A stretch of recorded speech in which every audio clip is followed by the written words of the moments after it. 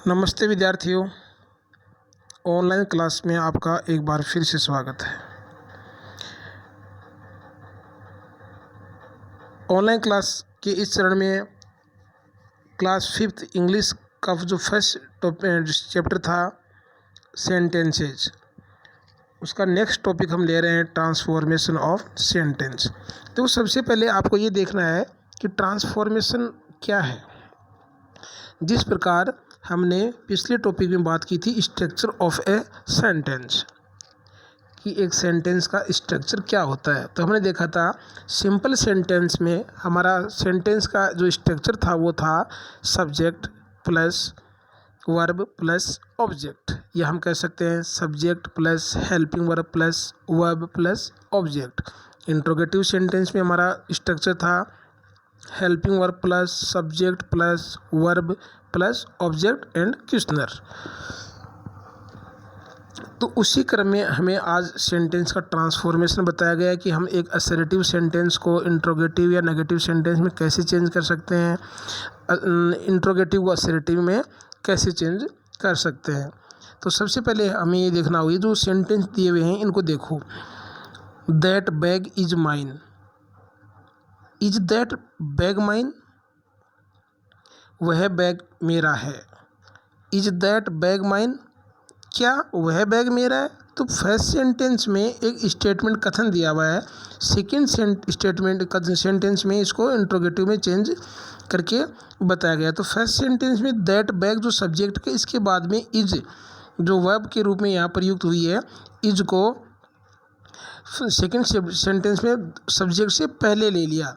जिस प्रकार स्ट्रक्चर में हमने बताया था कि इंट्रोगेटिव सेंटेंस में हेल्पिंग वर्ब प्लस सब्जेक्ट होता है और सिंपल सेंटेंस में सब्जेक्ट प्लस हेल्पिंग वर्ब होती है। तो यहाँ इज को पहले ले लिया गया।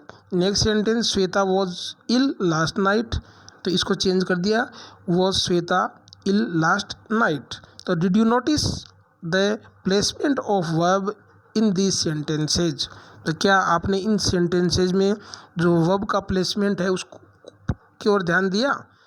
इन द स्टेटमेंट्स, जो फर्स्ट टू सेंटेंस है, the verb have been placed after the subject, प्रथम दो वाक्यों में जो वर्ब है वो किसके बाद आई है, सब्जेक्ट के बाद आई है। और इन द क्वेश्चंस अर्थात इंट्रोगेटिव सेंटेंस जो लास्ट ट्रू है, the verbs are placed before the subject, verb है वो सब्जेक्ट के बाद में प्रयुक्त हुई है। नेक्स्ट सेंटेंस देखते हैं, Shivam has arrived, affirmative sentence है, हैज़ शिवम अराइव्ड। यहाँ भी शिवम के बाद में जो हेल्पिंग वर्ब हैज़ का प्रयोग हुआ है वो इंट्रोगेटिव सेंटेंस में सब्जेक्ट से पहले इसका प्रयोग हुआ है। द गर्ल्स आर डांसिंग, लड़कियाँ नाच रही हैं, यहाँ द गर्ल्स सब्जेक्ट है, आर हेल्पिंग वर्ब है, डांस मेन वर्ब है। तो यहाँ सब्जेक्ट के बाद में आर हेल्पिंग वर्ब का प्रयोग हुआ है। अब इसी हेल्पिंग वर्ब को इंट्रोगेटिव सेंटेंस में हम सब्जेक्ट से पहले रख देते हैं, अर्थात हम कहेंगे जो हमारा सेंटेंस का स्ट्रक्चर है वो चेंज हो जाएगा, helping verb plus subject plus verb. तो in these sentences we have a helping verb and a main verb, while changing such statements to questions the subject is placed between the helping verb and the main verb। कि जब भी हम interrogative sentence बनाते हैं तो हमारा जो subject है वो वर्ब और हेल्पिंग वर्ब दोनों के बीच में रहेगा। Now read these pairs of sentence to see how statements in the simple present tense are change into questions, कि किस प्रकार सिंपल से प्रेजेंट टेंस को हम इंट्रोगेटिव सेंटेंस में चेंज करते हैं। तो देखने की बात यह है कि सिंपल प्रेजेंट टेंस में हेल्पिंग वर्ब डू और डज का यूज नहीं होता है, बल्कि वर्ब की फर्स्ट फॉर्म में एस या ई एस का प्रयोग होता है, जो इंट्रोगेटिव सेंटेंस में चेंज हो जाता है। इंट्रोगेटिव सेंटेंस में क्या होता है, हेल्पिंग वर्ब डू और डज सिंगुलर नाउन के साथ डज और प्लूरल नाउन के साथ डू का प्रयोग किया जाता है। इन दोनों हेल्पिंग वर्ब्स के साथ वर्ब की जो फॉर्म है वो फर्स्ट फॉर्म होती है, ये हम कह सकते हैं उसको जो बेस फॉर्म होती है उसका प्रयोग किया जाता है। तो यहाँ देखो he goes for a walk every day, ये है सिंपल प्रेजेंट टेंस का सेंटेंस है, इसको हमने चेंज किया इंट्रोगेटिव में। तो इंट्रोगेटिव सेंटेंस टू टाइप के होते हैं, ये हेल्पिंग वर्ब से स्टार्ट होने वाले और WH वर्ड से स्टार्ट होने वाले। तो यहाँ इसको हमने हेल्पिंग वर्ब से स्टार्ट किया है डज से, क्योंकि सिंपल प्रेजेंट को ही हम प्रेजेंट इंडेफिनिट में लेके जा रहे थे, इसलिए ही यहाँ पर सिंगुलर नाउन है। सिंगुलर नाउन के साथ हेल्पिंग वर्ब डज का प्रयोग होगा, तो does he go for a walk every day. Second है रोहिणी एंड शान सिंग वेल। यहाँ रोहिणी एंड शान ये क्या है, प्लूरल नाउन है, और सिंपल प्रेजेंट टेंस में प्लूरल नाउन के साथ हमेशा वर्ब की फर्स्ट फॉर्म ही यूज़ की जाती है, उसमें एस या ईएस का प्रयोग नहीं होता है, क्योंकि जो बेस फॉर्म होती है प्रेजेंट फॉर्म जिसको बोलते हैं वो हमेशा प्लूरल ही होती है। इसलिए प्लूरल नाउन के साथ प्लूरल वर्ब और सिंगुलर नाउन के साथ सिंगुलर वर्ब, इसलिए ऊपर वाले सेंटेंस में वर्ब को सिंगुलर बनाने के लिए उसमें एस या ईएस का प्रयोग किया गया था। तो इसको चेंज किया, डू रोहिणी एंड शान सिंग वेल। यहाँ पर रोहिणी एंड शान प्लूरल नाउन है, इसलिए हेल्पिंग वर्ब डू का प्रयोग हुआ और वर्ब की फर्स्ट फॉर्म सिंग आ गई। Now pay attention to the changes when statements in the simple past tense are change into question. अब हम बात करते हैं सिंपल पास्ट टेंस को इंट्रोगेटिव में बदलने की। तो सिंपल पास्ट टेंस में भी हेल्पिंग वर्ब डिड का यूज नहीं होता है, वहाँ वर्ब की सेकंड फॉर्म का यूज होता है बोथ नाउन्स के साथ, चाहे सिंगुलर हो या प्लूरल हो, बोथ नाउन्स के साथ क्या करते हैं, second form of the verbs का यूज करते हैं। और जब वाक्य नेगेटिव और इंट्रोगेटिव होता है तो वहाँ helping verb did plus first form of the verb का प्रयोग किया जाता है। Renu ate 3 eggs for breakfast, इसी सेंटेंस को हमने बनाया डिड रेनू। तो देखो यहाँ पर रेनू के बाद में ईट की सेकंड फॉर्म एट आई है। नेक्स्ट सेंटेंस में हमने रेनू के पहले हेल्पिंग वर्ब डिड का प्रयोग कर दिया कि डिड रेनू, तो डिड के साथ अब वर्ब की कौन सी फॉर्म आएगी, वर्ब की फर्स्ट फॉर्म आएगी। तो did Renu eat 3 eggs for breakfast. बस हमें इतना देखना है कि हमारा जो स्ट्रक्चर है सिंपल सेंटेंसेस का, subject plus helping verb plus verb, अर्थात सबसे पहले सब्जेक्ट आएगा, उसके बाद में हेल्पिंग वर्ब आएगी, उसके बाद में वर्ब आएगा। इंट्रोगेटिव सेंटेंस हम बना रहे हैं तो हम सब्जेक्ट और हेल्पिंग वर्ब का जो प्लेसमेंट है उसको चेंज कर देते हैं। सबसे पहले हम उसके स्थान पर हेल्पिंग वर्ब से सेंटेंस को शुरू करेंगे, उसके बाद में सब्जेक्ट और उसके बाद में एज इट अकॉर्डिंग हम जो वर्ब है उसका प्रयोग अकॉर्डिंग टू हेल्पिंग वर्ब की कर देंगे और आगे का वाक्य हमारा सेम रहेगा और लास्ट में क्वेश्चन मार्क का यूज करेंगे। तो when transforming statements in the simple present and simple past tense forms into questions, we add do, does and did before the subject. Do और does present के लिए और did past के लिए, did before the subject and the main verb in the base form. base form किसको बोलते हैं, first form of the verb को, follows the questions.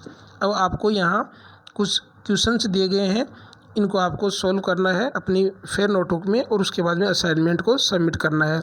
एक एग्जांपल मैं आपको फर्स्ट वाला बता देता हूँ। यहाँ पर करना है आपको tick the correct interrogative sentences of these statements. जो स्टेटमेंट दिए गए हैं उनमें से इंट्रोगेटिव सेंटेंस कौन सा सही है वो हमें यहाँ पर उसको राइट का मार्क करना है। तो धोनी इज जॉन्स ब्रदर, देखो धोनी के बाद में यहाँ पर वर्ब के रूप में इज का प्रयोग हुआ है, तो जो वर्ब या हेल्पिंग वर्ब सब्जेक्ट के बाद में प्रयुक्त होती है इंट्रोगेटिव सेंटेंस में भी उसी का प्रयोग हम सब्जेक्ट से पहले करते हैं। तो इस वे में हम देखें तो फर्स्ट है ए का हमारा है does Dhoni is John's brother, तो ये तो रॉन्ग है, इज से स्टार्ट हो गया। तो अब हमारा ये सेंटेंस हो गया इज से स्टार्ट हो गया, इज धोनी जॉन्स ब्रदर, क्योंकि धोनी के बाद में जो वर्ब इज आई है उसी को हमें फर्स्ट में रखना है। इस प्रकार आपको ये सभी एग्जाम्पल्स हैं आपको अपनी फेयर नोटबुक में करने हैं। इसके बाद में हम बात करते हैं क्वेश्चन टैग्स की। तो क्वेश्चन टैग्स क्या है, question tags are short questions used at the end of statements to ask for confirmation or to check whether someone agrees with us। Question tag क्या है कि शॉर्ट क्वेश्चंस होते हैं जो कहाँ यूज होते हैं, use eight the end of A statements, जो एक स्टेटमेंट के एंड में यूज हो। तो दोबारा देखो question tags are short questions used at the end of statements to ask for confirmation और to check whether someone agrees with us. कि शॉर्ट जो टेक्स्ट क्वेश्चन है वो क्या होते हैं, शॉर्ट क्वेश्चंस होते हैं, और वो कहाँ यूज होते हैं, स्टेटमेंट के एंड में प्रयुक्त होते हैं। किसके लिए, टू आस्क कन्फर्मेशन और to check whether someone agree with us, कि कोई हमसे सहमत है या नहीं है, इसके लिए कन्फर्मेशन के लिए यूज में लिए जाते हैं। तो a question tag takes the same verb as the statement that it follows. For example she can't dance. तो देखो क्वेश्चन टैग में सेम वर्ब का प्रयोग किया जाता है जो स्टेटमेंट में होती है। बस देखना ये है कि क्वेश्चन टैग यदि अफर्मेटिव है तो क्वेश्चन टैग है वो आपको नेगेटिव में बनाना है, और यदि आपका स्टेटमेंट है वो अफर्मेटिव है तो ये नेगेटिव में, नेगेटिव है तो अफर्मेटिव में बनेगा। तो शी कांट डांस, तो यहाँ कांट नेगेटिव हो गया तो कैन सी इसका बन गया क्वेश्चन टैग। शॉर्ट रिस्पॉन्स में हमने इसको बना दिया कैन सी, क्या वह कर सकती है। साहिल इजंट हैप्पी, साहिल खुश नहीं है। इज ही, क्या वह है। तो इस प्रकार हमें क्वेश्चन टैग का प्रयोग करना है। नेक्स्ट है match the statements to the correct question tag, one has been done for you. Nancy can't keep quiet. तो देखो सबसे पहले हमें यहाँ पर जो बी ऑप्शन में दिए हुए हैं, बी ग्रुप में हमें दिए हुए हैं, उनमें से हमें पर्टिकुलर वर्ब को चूज करना है और पर्टिकुलर सब्जेक्ट का नाउन के रूप में कहाँ यूज़ हुआ है। जैसे नैन्सी के लिए यहाँ पर ई में सी यूज़ हुआ है, वी के लिए क्या होगा, वो हमें प्रोनाउन यूज़ करने हैं। हमें जैसे नाउन कोई नाम आ गया तो उसका प्रोनाउन यहाँ यूज़ करना है। We hadn't been rude, we hadn't been rude. तो यहाँ पर देखो हैडंट, तो हेड लास्ट में देखो हैड वी यहाँ पर हमारे पास प्रोनाउन के रूप में सब्जेक्ट है, और हैडंट, हैड नॉट जिसको हम बोलते हैं हैडंट, ये इंट्रोगेटिव होती है, इसका जे का हैड वी हो गया। ही वॉजंट क्वाइट एंग्री, तो यहाँ पर प्रोनाउन ही है। अब वॉज ही कौन से में है, वो हमारा उत्तर होगा डी में है। तो इस प्रकार आपको ये दोनों एक्सरसाइज आज करनी है। थैंक यू, धन्यवाद।